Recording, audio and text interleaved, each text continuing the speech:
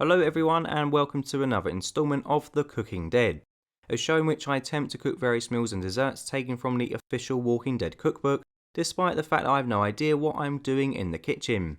In this entry I'm going to be trying to make Georgia peach crumble, so without further ado let's begin. Unlike the pudding which I made in my first cooking video, Georgia peach crumble hasn't appeared on the Walking Dead TV show, at least to my knowledge. However, the cookbook does say that Georgia is known for its peaches, and I'm guessing that maybe this is something of a traditional dessert in the area, so that's why I've decided to make it. That, and it's probably one of the easiest recipes in the book for a cooking novice like me to follow. Now, instead of going through each ingredient individually, I'm just going to throw them all on screen now for you all to see, and I'll also include them in the description. So if you do want to make it yourself, you can either just pause the video now or copy the items from below. I should note that before I even started, I had already messed up. I forgot to buy brown sugar as well as the white, which means I just used the white to substitute it, because to be honest I couldn't really be bothered to go back out and buy some. Also, like last time, the instructions ask for sweet butter, and the UK equivalent of this is unsalted butter. In addition, I seriously underestimated the amount of peaches that I needed to get. The recipe says you'll need 2 pounds of peaches. Now, I grew up mostly using grams and kilograms, so I don't really know how much a pound weighs. Turns out when the weight of the peaches I got was converted into pounds, it came to just over 1 pound in total. And in order to counter this, I decided I would only use half the amount of each ingredient listed in the recipe to try and even this out. I say this, but most of the time I actually forgot about it and used the regular amount anyway. Look, I did warn you just a minute ago about my lack of skills. This is going to be a train wreck. What did you expect? Moving on, you may notice that I'm using canned peaches instead of fresh peaches. I thought I would do this to fit in with the post-apocalyptic theme of The Walking Dead, as tin food is a key staple of any survival show. Okay, that's complete bullshit. The reason why I'm using them is because even though I like peaches, I don't really like fresh peaches. Yeah, I know you're probably all scratching your heads right now, but the thing is I only had tin peaches as a kid, and I love the juiciness of them, and I still do. Compare this to a regular peach and I find that they taste like someone has taken a fruit and decided to cover it in cat fur. They are just all furry and dry and they're just not nice. Anyway, peach rant aside, the first thing you need to do is heat your oven to 350 degrees Fahrenheit. Now again, like pounds, I don't know what a Fahrenheit is, so converted into Celsius, this is about 180 degrees. Next, put the peaches in a mixing bowl. I know I just made a big song and dance about tin peaches being nice and juicy, so you're probably asking me why I'm here getting rid of most of the juice. Well, to be honest, I don't think that having all this liquid in the recipe is really going to help things. The peaches will still taste juicy anyway, and I just don't think we need all this excess juice, as it could really affect the consistency of the bake. Consistency of the bake, look at me pretending that I know what I'm talking about. I just stole that line from the Great British Bake Off.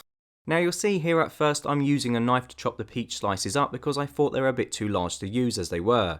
However, after about 10 seconds I realised that I didn't really need to be using a knife on something that could be ripped apart like paper, so I just went crazy and destroyed the slices with my bare hands.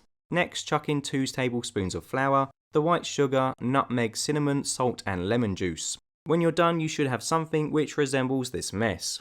The next step says toss the mix, which I think just means mix it all together. And basically what I did at this point was just mix it all together like an absolute madman. I did find the actual mixing process itself was pretty horrible, due to the shiver-inducing texture of said mixture. I should point out that I'm not a squeamish person. I don't care about bugs or spiders or anything like that, but this just didn't feel nice. It was like putting your hands in soggy sand. Anakin Skywalker would not approve. After you finish giving your big old peaches a good tossing off, pour the mixture into a large baking dish. At this point I was not sure of what, if anything, I had done correctly, because this looks pretty rancid. It appears like I just threw some peaches into a mouldy stew. Tasty.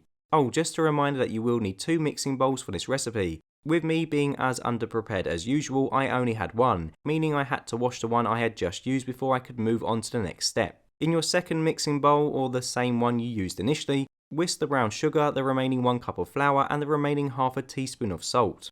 Now, if you want to call me retarded at this point, I completely hold my hands up, because to me the idea of whisking sugar, flour and salt doesn't really make a lot of sense. I mean, they are just like powder more or less, aren't they? How will it even mix together?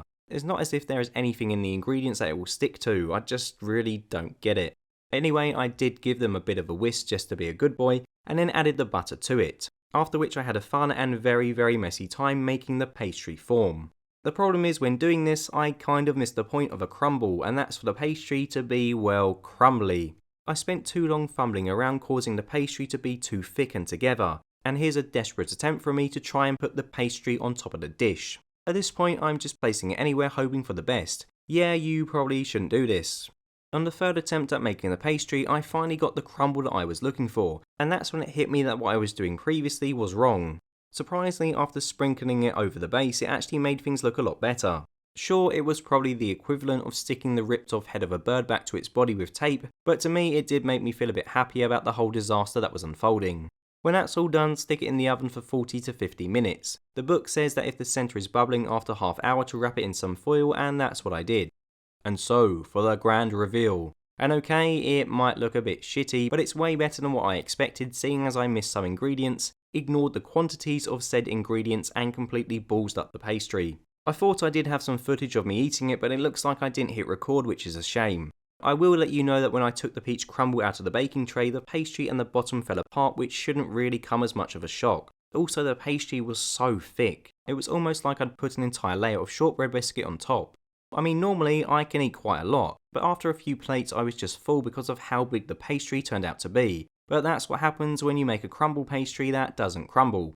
Lastly, in terms of taste, it actually tasted not too bad. The peach mixture tasted much better than it looked, and with small amounts of pastry it went well together. Considering most of this video is me just attempting some kind of damage limitation, I'm surprised I could eat it at all without getting food poisoning. I definitely think now that I've made it once I could do a better job next time around, and I might try doing it again soon, maybe with a different fruit instead of peaches. And with that we come to the end of the video. I hope you enjoyed this weird cooking session. I know my last cooking video didn't get a ton of views, but those who did watch it really liked it, so I will be carrying on with this in the future. So sorry, if this doesn't interest you and you're waiting for an actual decent video about The Walking Dead. Anyway, please let me know your thoughts below and any suggestions of future recipes. As always, thank you very much for watching, and until next time, goodbye.